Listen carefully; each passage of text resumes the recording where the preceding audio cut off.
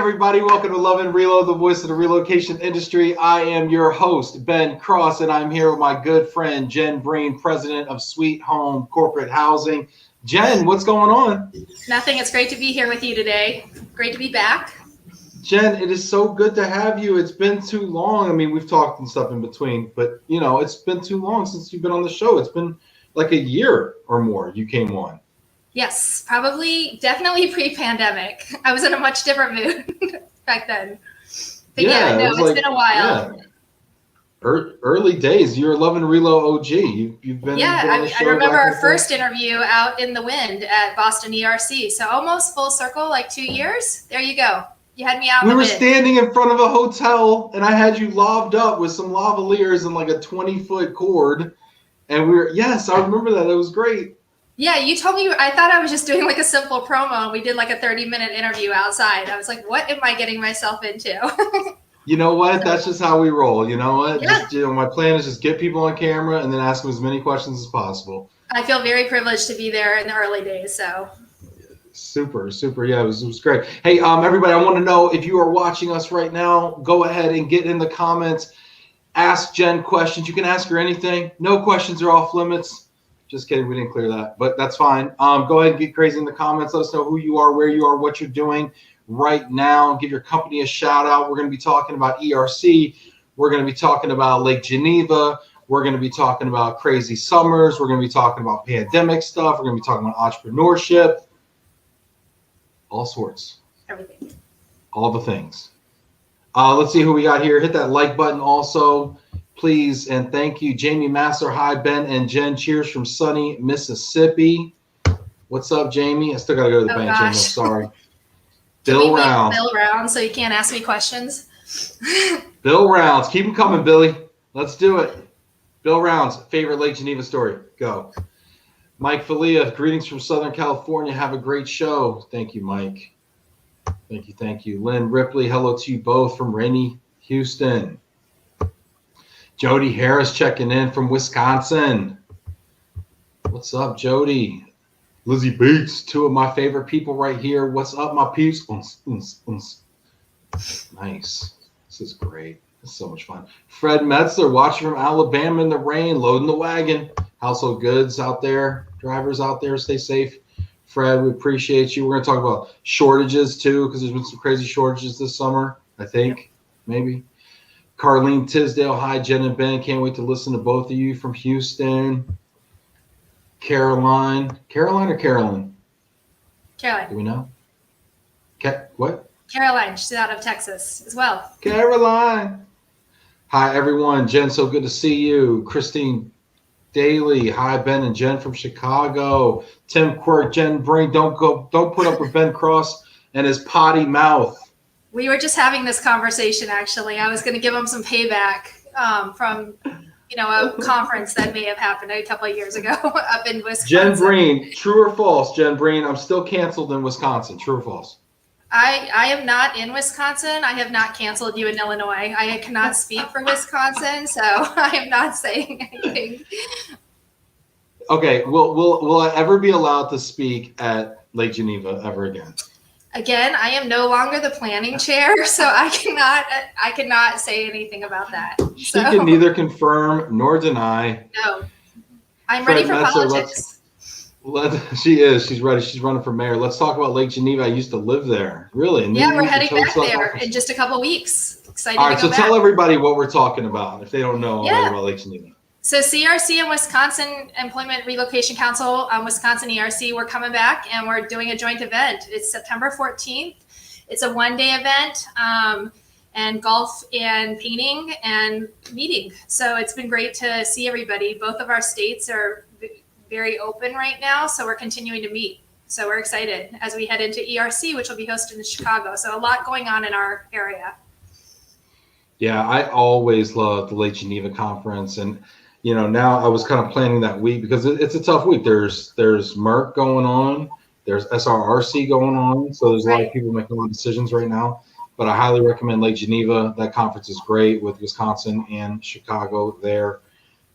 Yeah, early bird's still going on, so look to sign up. It's a great one because there's tons of opportunity. I mean, it's great. We have education in the morning, but there's tons of opportunity to network. It's one of the best networking events of the year, if you ask me. Yeah, I agree. Jody Harris, thank you for sticking up for me, Jody. Oh, thank you, Jody. Jody can speak for Wisconsin. I cannot. she uncanceled me. Thank you, Jody. I appreciate you so much. I'm back.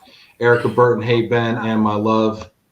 Erica, I thought I was your love. What's up with that? Jeez. The one time I missed Lake Geneva show, Ben goes full tilt. Yes, Bill. Well, someone had to step into Bill's place, when he wasn't there. So Bill's got so many questions. Bill, let him fire them off in the comments there. Excited to hear about plans for Chicago. Let's talk about that as well.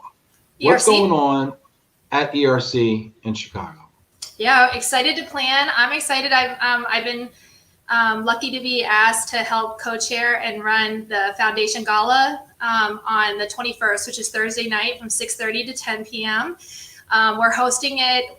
Evan Miller and Bob Portali from Relo Direct and I have been working really hard on it, and we are hosting. It's a gala, still dressing up, but it's at the largest rooftop bar in the United States. It's called Offshore. It's the whole back end of Navy Pier. It is indoor, outdoor. We're gonna have VIP lounges. Registration sponsorship opens next week. We're starting to bring in auction items. So I'm sorry right now if I hit you up pretty soon. We'll be soliciting auction items to benefit Family Promise, but it promises to be a great event. And I just, the gala is open to everybody. So if your whole company is not coming to ERC, buy a ticket and come to the gala. Treat your employees to a great night out on Chicago. The whole skyline is your backdrop. It's going to be a great event. It's so beautiful. Jen, we were there. It's so beautiful. Yep. We were there, a couple months ago, and they were like filming a movie on that rooftop. Yeah.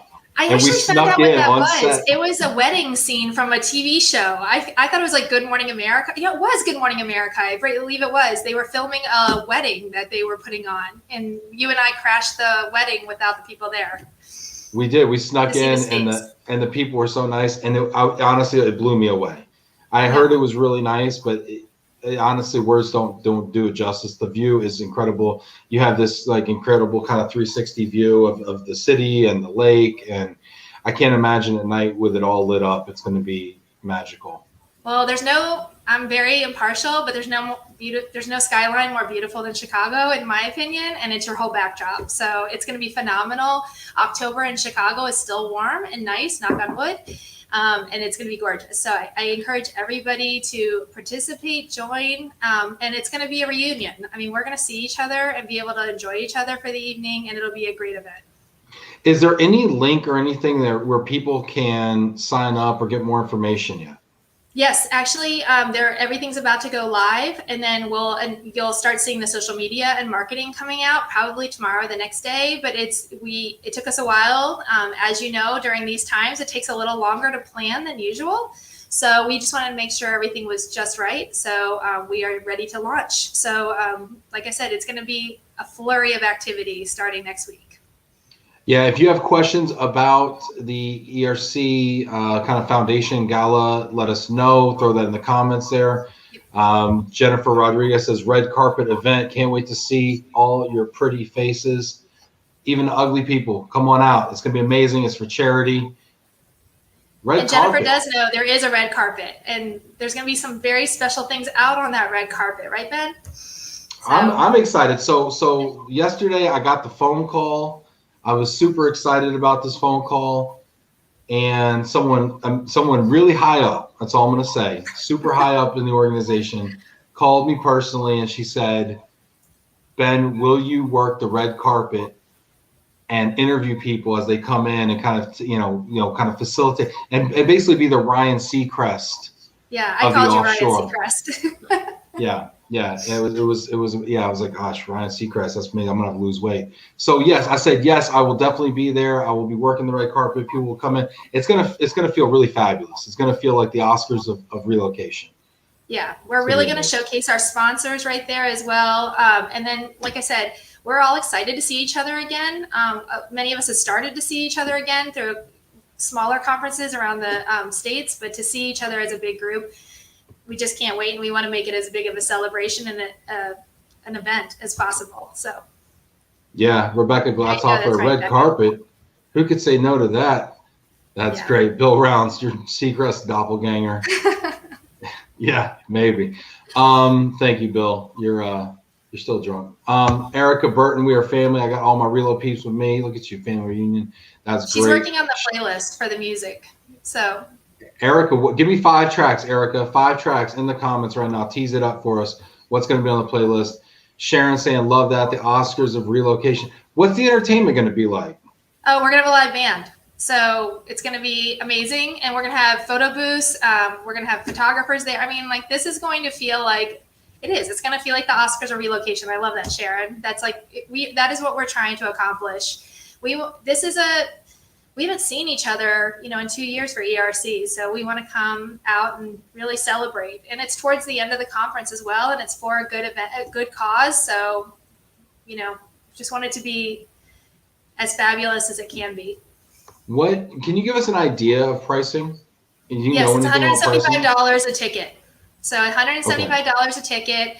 Much of that money goes towards, raising money for the charity as well. And so I'm excited. My team always does a Christmas photo. So I'm going to make them dress up and come enjoy the evening because that's not expensive for me to bring them there. And we'll get the city behind us and take a nice picture with the photographers there. So I'm excited to celebrate with my team after, this roller coaster of a couple of years. So you're turning this into almost like a team event where you're going to get like a table and then bring people out and really show love to your folks. I love that. That's I want to give them all tickets because we all are in Chicago and they don't always get, while I'm at the conferences a lot, they don't always get to do all that, nor I don't know if they actually want to hear. My operations team may not want to hear about like immigration and tax, but they would love to go to the events afterwards. So this will be a great opportunity to bring team members who might not otherwise attend the conference. Yeah, that's awesome. That's really cool that you're doing that because 95% of this industry or more doesn't even get out to these things. And that's so cool when it's a home game for you to bring the team out. Amy Klein, what up, Ben? Love your show. Thank you, Amy. I appreciate you so much. God bless. Vinny Valverde, wow, I need to work on my J-Lo dress for that red carpet. Go ahead, Vinny. Okay, Vinny. You gonna be there, Vinny? Yeah, he needs to bring him and his wife. They need to come. Great week in Chicago. Let us know here. Let's see here. Sandra Clary, Jen Breen, ever the diplomat. Sandra, you going to be in Chicago? Let us know. Fantastic. Ben is allowed in Illinois. I am. Yes, that's good. Stacy Huff, you going to Chicago, Stacy? Yep, I'm getting the thumbs up. Wait, which finger? Matt was great to see you, Jen. That's great. Richard Majewski. Wagwan from London. I don't know what this stuff means, Richard. You always accuse me of using all this slang. I don't even know. That's great. Janet Turner, hi, Ben and Jennifer. Janet, you going to be there? Let us know. Matt Tobel, Jody speaks for all of us in Wisconsin. Thank you, Matt. I appreciate it. I'll definitely come back now. Liz Martin, that was her fake wedding, she said. That's great. That's fantastic. Robin's shouting out the gala. It's going to be great. Yeah, I'm going to be there. It's going to be fantastic. Afterwards, we are planning an after party. It's the official, unofficial after party of the gala. This is not connected to the foundation. It's not connected to ERC, but I'm going to shout it out. You're organizing a party. Okay. Yeah, I'm throwing a party. That's all it is. Okay. It's the official, unofficial after party. And it's going to be over at Redhead Piano Bar, which is going to be amazing. We're going to have dueling pianos. We're going to have drag queens. It's going to be food from Gibson's. It's going to be amazing. I want to know from the audience who has not been to the Redhead Piano Bar in Chicago. I mean, I feel like, I don't know how, it's kind of divey and it is the most popular place that everybody always comes to go. And there's I love it, but there are a million places in Chicago and that's where everybody goes. Well, it's a Relo thing, though. I think it's a Relo thing. It's a combination of nobody knows where to go. A couple of people say, let's go here. It's open stupid late. And I think people just had a great time and they know it's open late and the drinks aren't that bad unless you're Paul Seymour and you get banged out for 31 old fashions one night. I mean, otherwise it's pretty reasonable. Please, if I need to find the president of CRC, I usually know where she is. And it's easier to find her there. So Yeah, that's funny. Jamie's can't wait to see you in person. That's great. Me too. Robert Brizuela here. Feels like 102. Love it. Kathy, love the enthusiasm. Fred Metzler's big fan of moving pianos. Let's see. Lynn Ripley, never been. Excited to go. People are saying they've never been to the Red Hat Piano Bar. It's kind of a shocker. It is getting some amazing advertising here. I mean, it's right in the middle of Chicago. It is a dive. I think, do they allow smoking still? I don't even know. They have a smoking section. That's another reason I mean, why I think it's an indoor covered right, smoking session and they have a cigar. They have a walk-in humidor. So we're going to be having like a cigar roller that's going to be there. So there's going to be a cigar event upstairs. It's covered. It's got TVs, so you can hang out there as well. I think that's another reason closet smokers like it as well. Yeah, I was going to say that. And do you know Richard's Bar? Richard's Bar over on the west. It's kind of like in River West. Where literally they write, you know, those letters that you pull out at like the movie theater that they used to in like when I was young, and it says beer and it says like $1. That's where you need to go next. It has a jukebox. It's called Richard's. It's an Italian bar, but this and Redhead Piano Bar, you can't go wrong. I love it. Yeah. I love it. This is great. Robert's saying it's going to be his first time. Erica Burton's giving us the top 5 family reunion. Can't touch this. She is number 2. Is this DMX? Bring them out. Bring them out. No, wait, that's not DMX. Is it? No, it's not DMX. Sorry. Bring them out. That's T.I. 4, I Got a Feeling. That's great. I love that one. And let's get it started. You know what? Those are great songs. She already did her top 5 list here. She's got it going. Top 5 songs to play when we get back together. I love it. Erica Burton. Jody Harris, Drag Queens. I will be there. Never been to the piano bar. Apparently, there's a lot of people that haven't been. Janet Turner's never been. Rebecca's saying it's a Relo thing. It is a real thing, right? Because I mean, it's like we're obsessed with it in Relo, but nobody else really goes there because it's not dead when we go, but it's always like quiet night, and then Relo goes and it's just gets crazy. It's definitely like a locals place. Like I don't know. Actually, I don't know. A lot of people are finding out, but I felt like before it was only like where locals knew about it. Yeah, Christine Daly, it's awesome. Yeah. Julie, it's the best. Vinny says long nights there, maybe a few drinks. Yeah, it's a 4:00 bar, so I mean, it gets wild. Oh, Jen knows Richards. That's good. Yeah, this is great. Yeah. Oh, now people are Bill Rounds, Richards shouting out Biggie Smalls and Richards Bar in the. This is great. Fred Metzler's needing an Italian beef. It won't be dead that night. No, it's gonna be lit. We're gonna have 200 people there.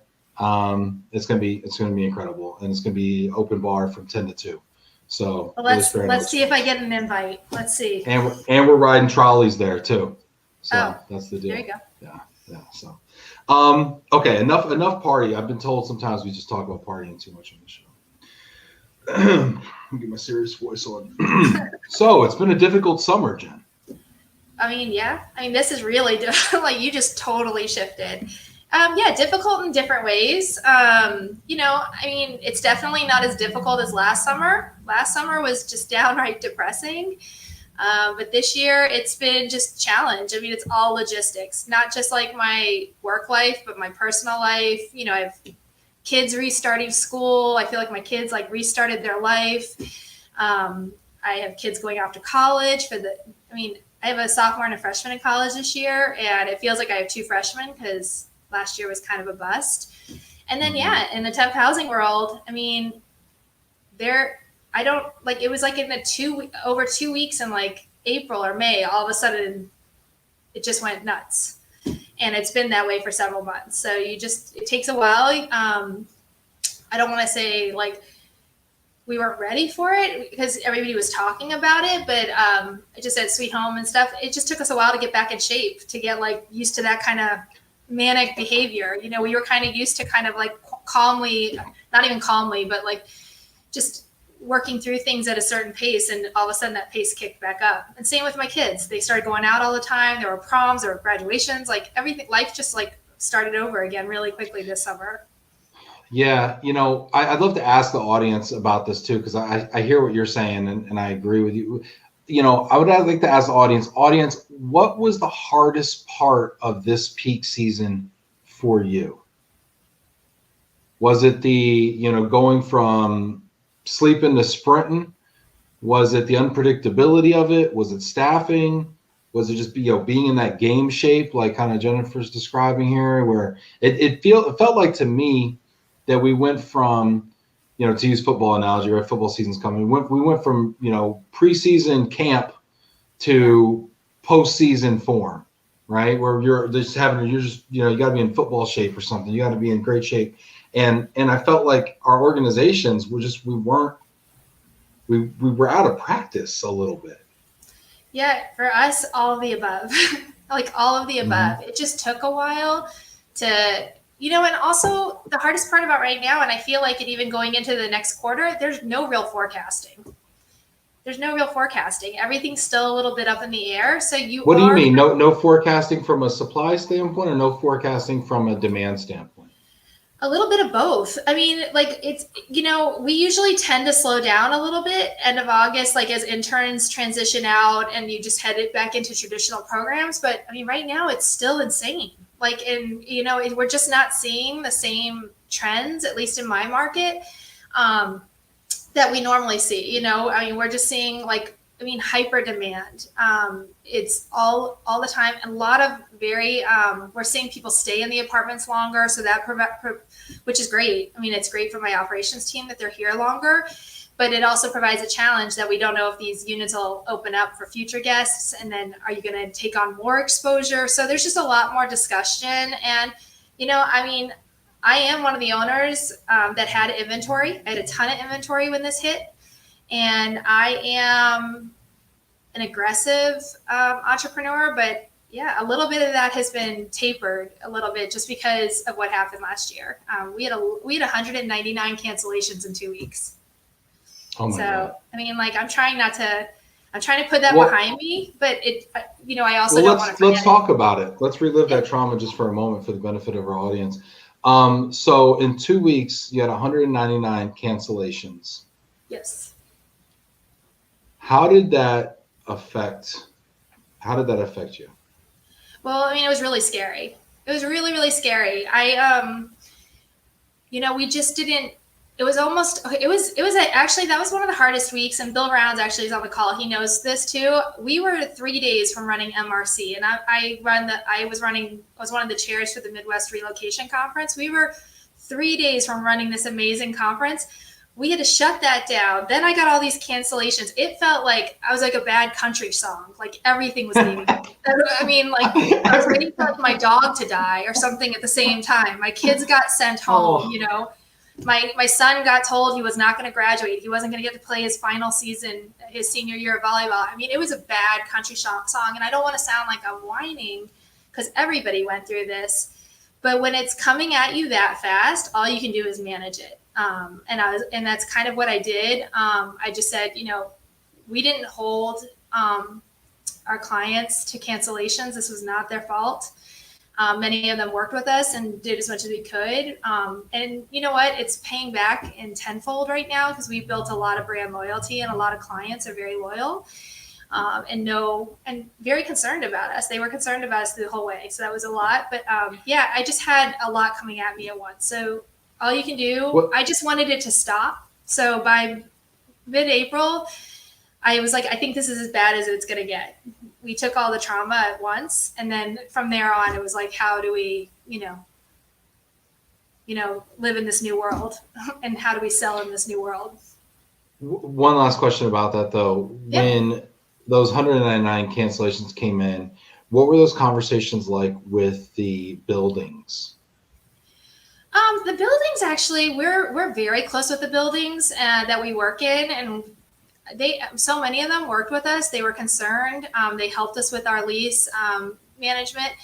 But obviously they were getting hurt too. They saw their trauma came a little bit later, but they got hurt just as much. I mean, some of their occupancies dropped a ton. So you don't want to hurt.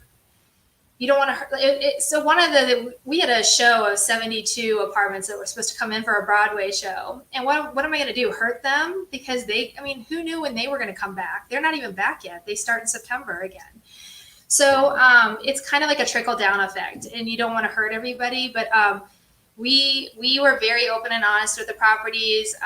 we've had no issues. It's been great for inventory this year, and a very positive thing that we've been able to, because we had so many conversations with them. But yeah, it took a lot of conversation of like, we don't know what this is going to look like. How long did you think this was going to last? Well, I mean, I actually am surprised we're out of it as early as we are, to tell you the truth. People kept saying 2022. It looked pretty dire last year.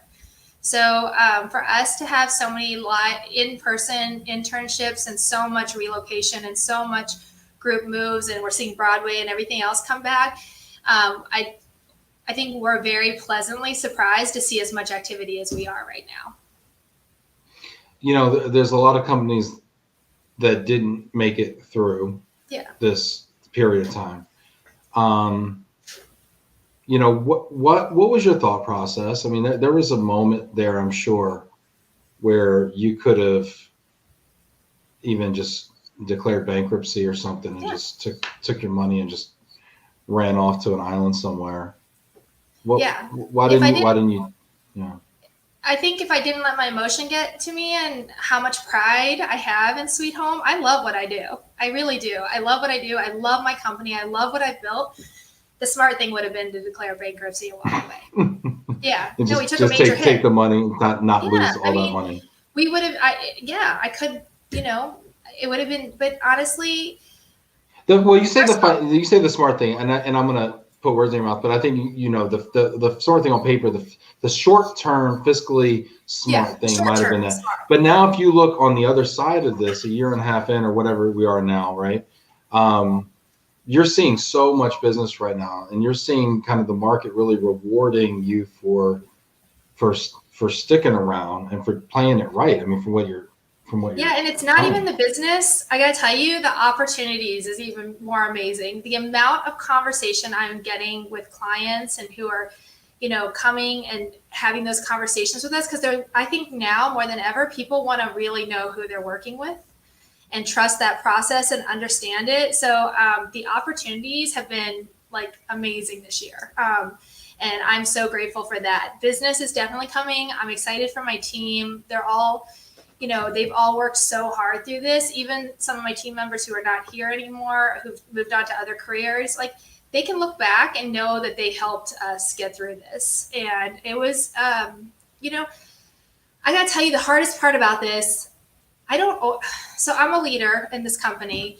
I don't always love to lead. Like I like to lead, but I don't always love to lead. And I like to be in the weeds with my team and, you know, understand how everything works. I can jump into any of their jobs if I need to. But leading during this, there was no textbook on all that. And that was super stressful. And, you know, I'm trying to make sure they're all okay. I'm trying to make sure the company's okay. I have family at home to make sure it was okay. So it was just a long year. It was a long year.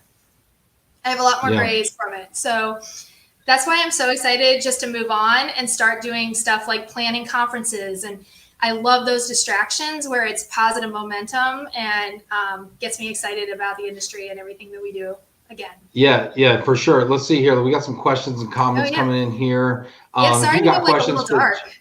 No, it's fine. It's fine because there's light at the end of the tunnel. We just got to go through the tunnel to appreciate it. Let's see here. So we've got questions. Keep those questions coming here. If you got questions for Jen about the business or about her prediction for what's going to happen.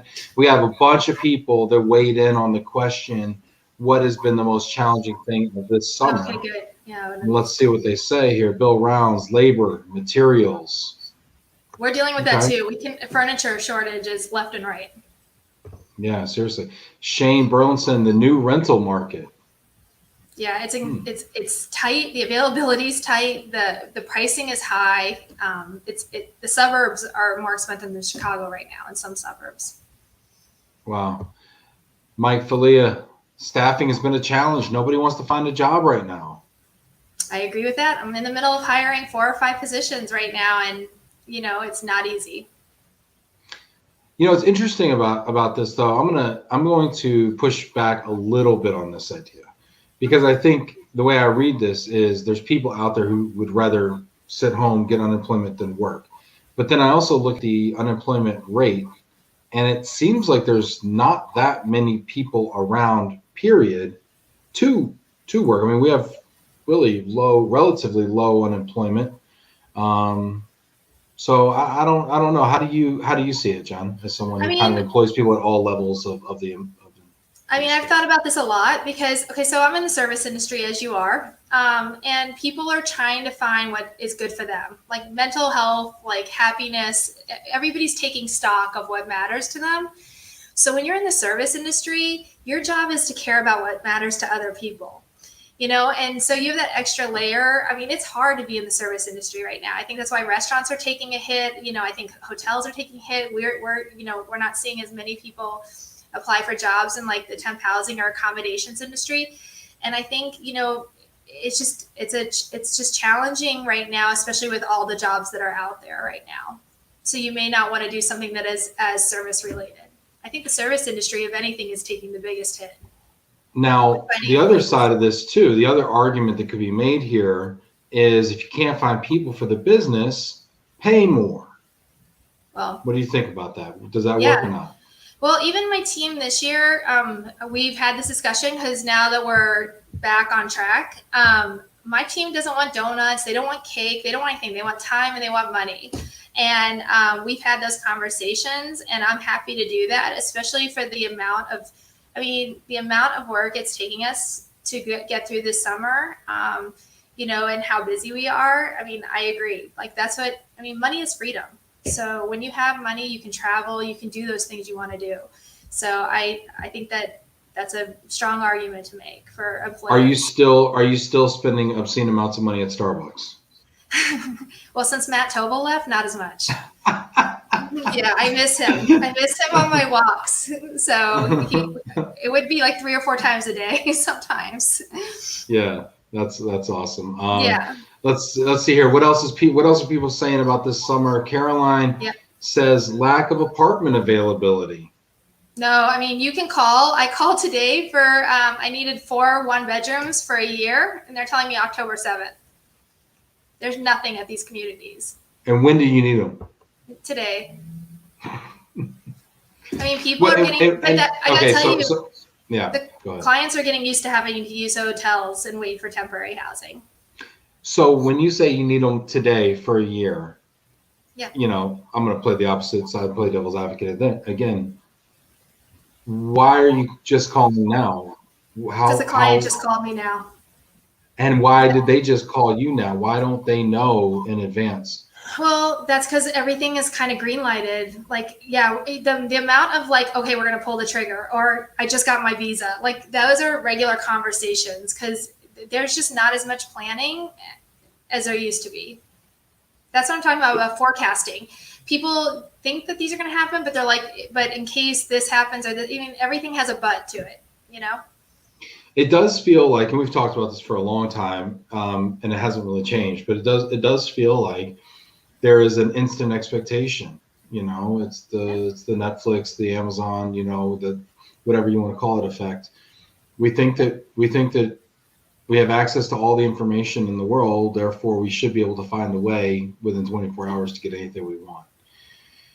And it seems like it's happened with some pain in previous years, but this year might be the first year where it just doesn't happen flat out.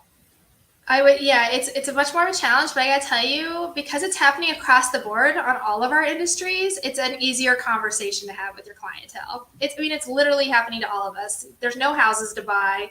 Houses sell too fast. And then you can't move. Appraisals take longer. I mean, everything. Moving van lines are getting hit super hard with shortages crushed. And stuff. Van lines are out 4 to 8 weeks right now. Yeah, that's why I'm saying our average stay used to be about 62 days. I mean, it's way longer than that now. Yeah, let's see. We got some comments coming in here as well. Lynn saying it's important that we educate our customers and stress the importance of proactive planning. Yes, Jack saying as a client, we need it when they are hired, so we can't plan any farther ahead. That's exactly what's happening right now. So Elaine is asking a question. Are you guys starting to get creative in order to create more inventory? We are. I mean, it's kind of, and that's where I was talking about, like the trauma from last year and sitting on some inventory last year. When we see new opportunities come up, we're pre-leasing apartments 60 days out. without the client in mind, knowing we can take the unit earlier when that last minute need comes, because then you've already got the lease. But that's the exposure that you got caught with last year, right? I mean, It isn't is, that but a in risk? certain areas, we're seeing such high demand that if we hold it out, and it just happened at a property I have in Highland Park, we took it, and the property makes us sign leases, and we can take it anytime within 60 days. And like 3 days later, somebody needed something, and we set it up within a week. So we look like heroes, but we didn't really have a plan for that apartment. And so we are kind of getting like that. You also, if you pre-lease an apartment and you don't move in, you can do cancellation. So that's just part of some of our expenses right now as we hold and manage inventory. Lynn's saying you can't really create the inventory. We are looking at everything in the market. You can't create the inventory when you have no notice. You cannot create it. Jack said we're understanding more and more that they may have to stay in a hotel until temp housing opens up, setting expectations. Jack, when you tell them they may have to stay in a hotel until temp housing opens up, does that make them think twice about making the relo at that time, maybe working from origin? Or I'd love to hear, if that changes their mind, knowing that they're not going to be able to get their stuff, they're not going to be able to have a place to live. A hotel is one thing, but really spread out. And I just wonder if, Jack, that ever. It also depends on, I think, for what I'm seeing, because we are seeing some families sit in hotels until their apartment opens up. But think about school. You need to get here. You need to get residency to get into the school that your kids need to start in the fall. So you don't really have a choice if you're going to make that move. We haven't seen a lot of pushback on the hotels. I mean, we're doing the best we can, but they're just part of. I would say that's also been a little bit of a challenge, though. Not all the hotels opened up right away. So we didn't have as big of a backup as we usually do. Yeah, there were whole hotels, big hotels that were just not open, period, which it was kind of didn't even think about. Robert says, truthfully, planning can occur. Corporate global mobility functions must really push their way to the table with business, talent acquisition, talent management, and workforce planning, and get their hands on the job requisition data, candidate pools lists, and get the data they need to be strategic. Robert, easy for me to say, but yes, that would help for sure. Jackson, they're usually agreeable to the hotel arrangements most of the time. And will the corporate client extend working from home, possibly hybrid, until inventory is available? Yeah, interesting. Gabriel's asking, how long do you think the apartment shortage will last? I don't know, because the eviction moratorium in Chicago is up, here on August 31st. So I'm waiting to see if a bunch of inventory comes back into the market over the next several months. That'll take some time, but I wonder if we'll see inventory come back into, there we go. If we're going to see inventory come back into the market. I don't know what that eviction moratorium looks like. I don't know how it affects, and corporate housing is usually in, multifamily properties. So I don't know how much that's going to affect theirs, so we'll see. Yeah. Is that really at play? Are these units that you're waiting for folks who are taking advantage of the eviction moratorium, or is that kind of a different class of property? Do you think it really impacts or not? That pandemic affected everybody. Lots of people lost their jobs, or I have no idea, because I don't think, the properties can't really talk about it until the legal process starts. So so I don't know what this looks like once the eviction moratorium, but I do think some inventory might come back into the market. So along those same lines here, not only is there the eviction moratorium, but I think separately there is the expiration of the CARES Act. Yep. So the CARES Act gave people up to 12 months of forbearance on their mortgages. Right.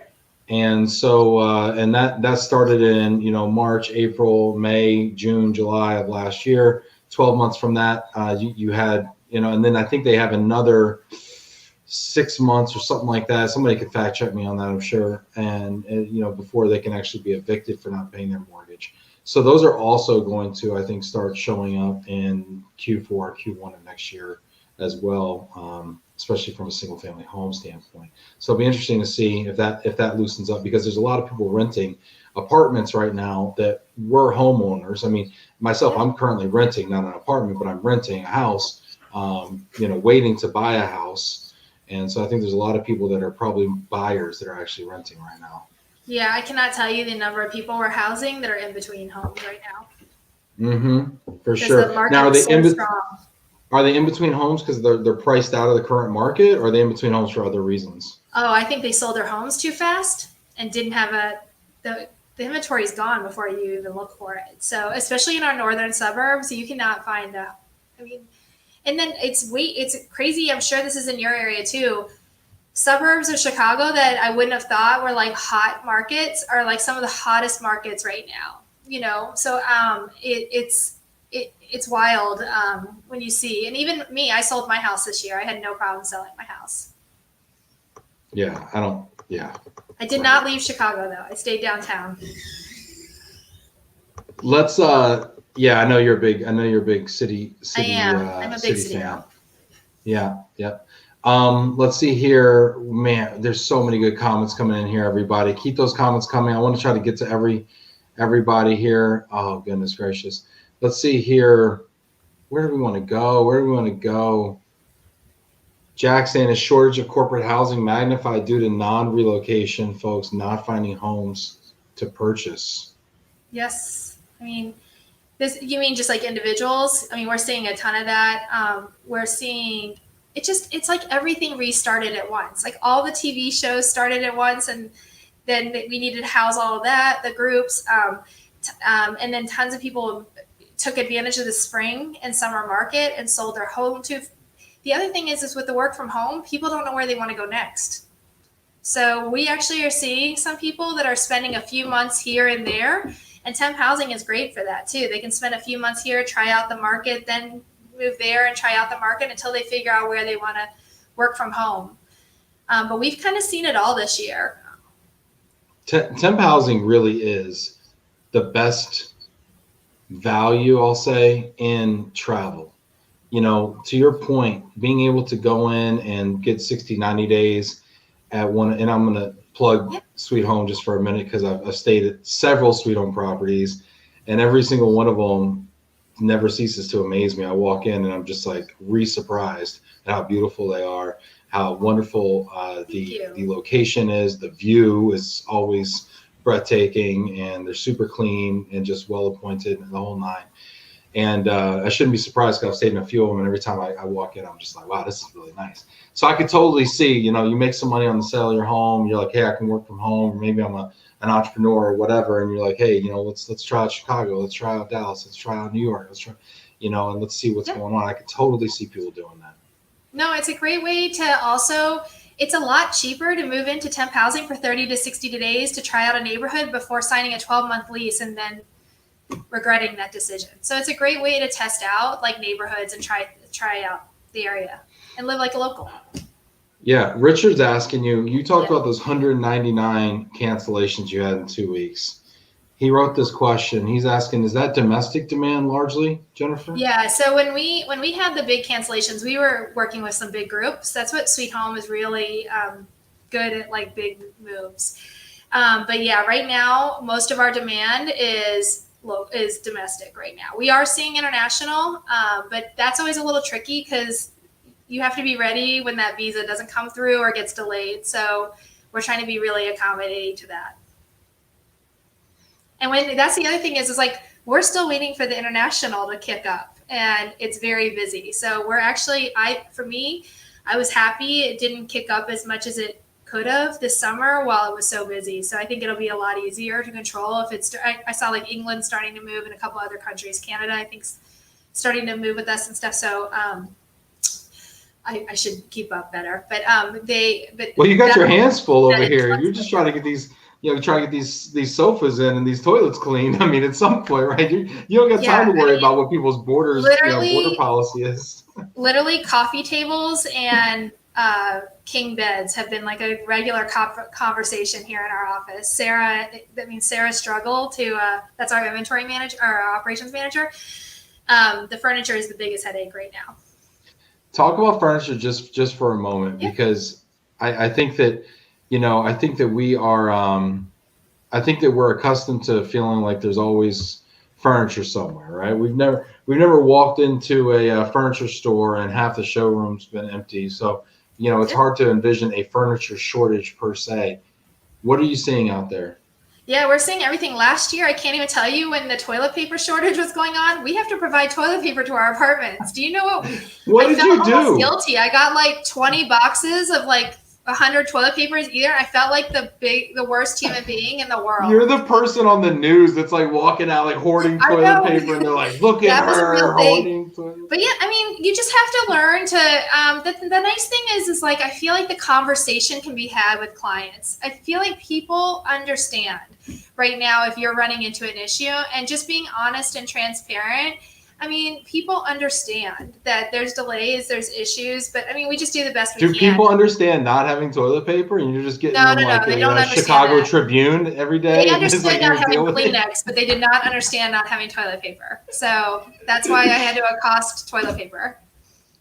Oh my gosh. It was a bad thing. I was like, we're gonna get broken into. You're like, go into the gas station, ask to use the restroom, leave all the toilet paper. It was bad. You feel really guilty when you hear people like can't get it at the grocery store. And you're like, you could live in my place for $180 a day if you want to get some toilet paper. Exactly. It was. We did almost barter that. So. That's great. That's great. Hourly rentals just to go to the restroom. All right, Lynn Ripley saying yes for sure. If we had inbound international top of any domestic, oh my. Yeah, I mean, it's weird. We have all this pent up demand and it's still flooding in. And Eric is talking about again delayed moves. Are starting to come now, right? These are moves that were initiated last year or sometime, and now they're flowing. So we're getting pent up demand, but at the same time, it feels like it's not all of the demand yet. There are so many companies that are not RTO, that have not returned to office yet. I'm thinking of big tech companies. I'm thinking people on the West Coast. I'm thinking there's a lot of companies. What do you see from most of my demand? clients, and we've seen some trickling in, but nothing like even what their normal volume was. So I mean, I was actually kind of, like I said, I was kind of grateful for it a little bit this summer because intern programs did come back and the inventory was such a challenge that I never want to say no to my client. So it would have been a challenge. So how long does this crazy demand cycle last? Who knows? Like I said, I don't really know. Hopefully, that's what I'm asking you. Hopefully. Well, so we have a large, a lot of us have large intern groups that depart in the next week or two, and so usually there's a little bit of quiet, and we haven't seen the quiet yet. Those apartments we have people sitting in hotels waiting for those apartments. Wow. So I'm optimistic, but again, things change every day, so. We will see. But I mean, I'm optimistic. I think there's still pent up demand for temp housing. So I'm optimistic for our industry and excited for, like you said, you were talking about companies that didn't make it or, decided to retire or close down or anything. I know a lot of those people and they're amazing and they love this industry and they're passionate about it. So I'm just excited to see my, competitors, friends all doing well.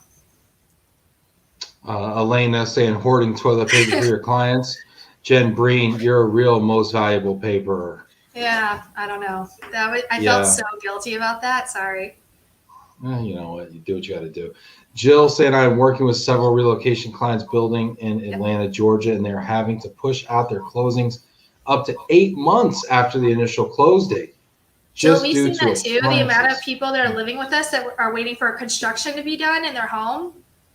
It's so delayed, months. Wow.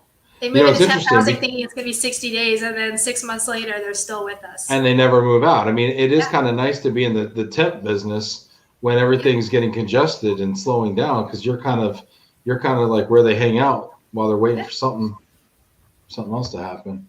Yes, definitely. Super, super interesting. This is great. People are putting memes here in the Jen, help. I can't see this link. I wish I could. This is great. Jack Jampel, the rush is not over. In my opinion, there will be another influx for Q4 or Q1 as offices open back up. Whenever I feel down, I listen to Jack. Jack always makes me feel optimistic about the future. And I have to say, like during the pandemic, he was one of the ones that reached out to me to make sure I was okay. And I can't tell you, so many people did. That meant a lot, because I think temp housing took a huge hit during the last year. And even companies, we were never financially irresponsible or, we had a plan. The plan just went out the window a little bit with the mass cancellations. And Chicago also got hit by some of the looting and rioting that happened last summer, and that did not help either. So just a tough year all around. Yeah, no, Jack's Yeah, great still some being there meetings for and delays, people. definitely. Yeah, there's still a lot of pent up stuff going on for sure. I want to ask you for some advice here for entrepreneurs out there. You said earlier that you're an aggressive entrepreneur, and anyone who's been observing you and what you've been able to do is, you know, I know is really, it really admires what you've been able to accomplish. Thank you. With your tenacity and the culture you built and the relationships you built and just your dedication to put a top-notch product out there, and stand behind it even through hard times. So I guess as an entrepreneur, what advice would you give to other entrepreneurs who are going through this right now, and how should they act and strategize? I mean, honestly, my partnerships and collaborations saved me, emotionally, financially. Like, I honestly, entrepreneurs, I think sometimes, like, you do not have to go at it alone. Partner with other entrepreneurs, partner with other companies, embrace your competitors. One of my biggest competitors in Chicago last year came to me saying, hey, can we partner on this project? We partnered on this project, and I'm grateful for him every day. And that was because we had conversations about my company's about 10 years older than his company, and we would collaborate, and we were friendly competitors. But I just think those partnerships and collaborations, and you never know who you're going to meet as many people as you can, especially anybody in the world can use a moving van line. Anybody in this can use temp housing, so you never know what that meeting that person might mean. So entrepreneurship is so much about relationships, and for me, collaborating and partnering. I'm never going to own all the clients in the world, but I can partner to work with my other trusted corporate housing companies that I partner with, to work for as many clients as I can, and I can have them as the best free consultants in the world. I mean, when I come to them, I can talk to them about what's going on and see how they are managing things, and that was really helpful to me last year. Really helpful. It was invaluable, to tell you the truth. So, what advice would you give now? Okay, so it sounds like collaborating, partnering, forming relationships. What advice would you give to entrepreneurs who maybe don't have as many years, in this as you do, and haven't, are kind of starting like kind of new, right? They're coming in, they're kind of cold, they're kind of fresh and green. How do they form those long-term relationships that are super important? I think you'll be surprised. It's exciting to start a company. It's exciting. I mean, you're starting yours. Don't you love it? I do love it. I mean, I love it, but I didn't come in not knowing anything. I wasn't like the new guy in the room. I just have a new shingle, right? I just got a new business card. Yeah, but it's a big step. It's a big step. Oh, yeah. It's exciting. It's new. You have ownership of it. And I think people want to see you succeed. They want to. You just got to put yourself out there. Don't be afraid. I tell you, as nervous as I am sometimes to, even go to CRC or MRC or ERC, and ERC can be daunting. There's so many people there. You will not regret walking up and trying to meet somebody. You won't regret it. And I know it can be a lot. But I mean, I've been watching all your shows with Sandy and Sue and mentorship. And I mean, there's nothing, when you're an entrepreneur, unfortunately your job doesn't end at 5:00. This is a 24/7, this is your baby. And, people respect that. I do. I think people respect that. And they know you're out there trying to make it succeed. You're so right about people want you to be successful. People want you to be successful if they know who you are. So it's really your job to make sure people know who you are, and you tell your story, and you care about other people, and you try to help other people be successful. And that's another thing that you do phenomenally is you volunteer. And I think it's funny, something you said is really interesting. You get nervous going to CRC. Well, have you been the president of CRC before? Yeah, I was president. I'm chairman right now. So I was president. We had to hold on another year. So I've been chairman for the last 2 years. So president just before that. And for you to say, you get nervous going there, and you're the president or the chairman or whatever you want to call it. right now, and you still, there's still some nerves around that. I think people need to hear that. They need to know that everybody in the room is a little nervous to be there. Yeah, I respect so many people in this industry that I've met. I don't want to disappoint, and I don't want to, I don't want to. Even this past year, I'm not gonna lie, I wasn't the best leader this year. I'm a little disappointed in myself. I had a hard time, just a little lost, and I did not. When I showed up back to CRC in June, we had our first in-person meeting. I did not want them to know I was a little lost. That's how much I respect these people and respect this industry. So, they wouldn't fault me for it. I know they wouldn't, but that's me, But the fact that you're even talking about that, I think the fact that you're even talking about that right now, though, to me is so authentic, because so many people, I mean, listen, everybody was a little lost. To your point earlier, there was no playbook for what we just went through. Right. We muddled through it the best we could, and we either went one way or the other with it. But I mean, we did the best we could. So we were all a little lost. And I mean, the fact that you've always been so open in our conversations, I respect that about you so much. It's one of my favorite things when people are just super open and candid, and just like, hey, here's what I was going through, and you share things, and I just really appreciate that.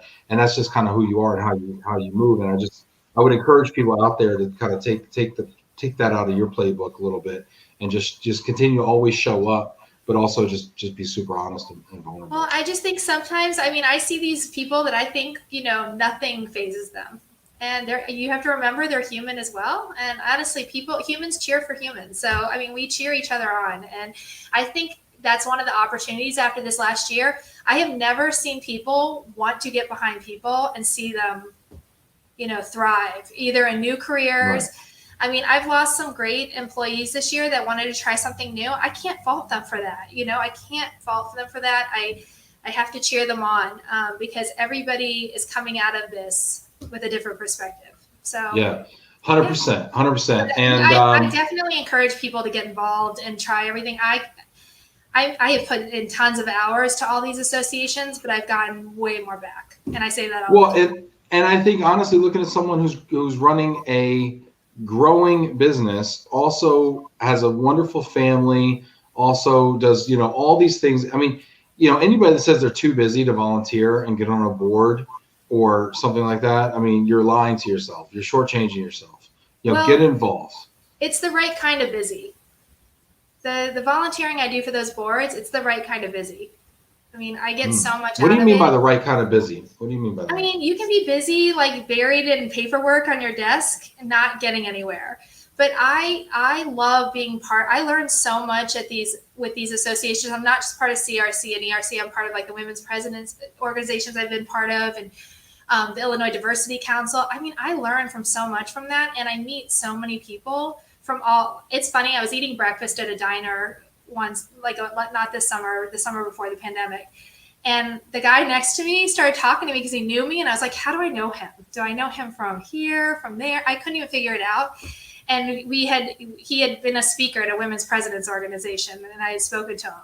But the fact that, the more you put yourself out there and the more you meet people, you get so much more back. So it's the right kind of busy. That helps you grow as an individual and as a leader and as an entrepreneur. The right kind of busy. I love it. All right. Speaking of the right kind of busy, we've gone a little long, but people have hung in there with us, and I appreciate all of you out there. But we've got a top 5 that you're going to find super practical, especially if you're going to Chicago for ERC. What is the top 5 today, Jen? I have been asked by everybody where they should take their clients out for dinner for ERC. So here it is. These are my recommendations. I love it. And just so you all know, Jennifer's telling you all the same place, so she can only go to one dinner. So just so you know, don't be surprised when you see everybody at the same I am willing to participate in any of these. So all right, number 5. Bandera. So if you've been to Chicago, it's kind of hidden. It's on Michigan Avenue. It's upstairs. It's a lounge, jazz music, the best cornbread, skillet cornbread ever. You can't go wrong. Brussels sprouts and rotisserie chicken. It's so good. And loungy and I like dark lighting as I get older. So it works well for me in the afternoon too. So. Sorry. So if you see Jen in there listening to some smooth jazz with her readers on, that's There you Bandera right go. there. That's the You vibe. can't see it that well because I'll be in like the darker. It'll be darker. But Nice, very close to the nice, conference hotel as well. nice. All right, let's see here. Number 4. RPM Seafood. So if you've been to RPM Italian or RPM Steak, RPM Seafood is one of the newer restaurants. It's right over the river. You can't beat the views. I don't even eat seafood, but the steak is really good as well. And it's just a great location right there it's right next to Chicago Cut. If you know that, it's near the Merchandise Mart. Nice. RPM, and that is a Bill Rancic. That's Juliana restaurant? Rancic. Juliana Bill Rancic? Rancic's restaurant. Yep. Nice, nice. I met Bill Rancic at the Midwest relocation The conference. Drake Hotel, my first conference ever. That's right. That's right. That was so funny. I was up there. I don't know if I told you this, but I was up there doing a picture. You get the picture, the photo opportunity, right? Yeah. And we're up there. We're getting ready, and I got my arm around him or something like that. And he might have been holding me at the time. I don't recall. And I say, hey, I'm from White Plains. I know you worked on the Trump Tower on White Plains. I'm from White Plains. He's like, oh, Patty Del Vecchio? I'm like, no. He's like, oh, Steve Sorensen? I'm like, no. I was like, Bill, I think we might have run in different circles when you were there constructing the Trump Tower and I was playing Little League. I don't think we knew a lot of the same. Well, it's cool. His sister is his manager, and she volunteers at my kid's school. That's how we were able to get him to speak.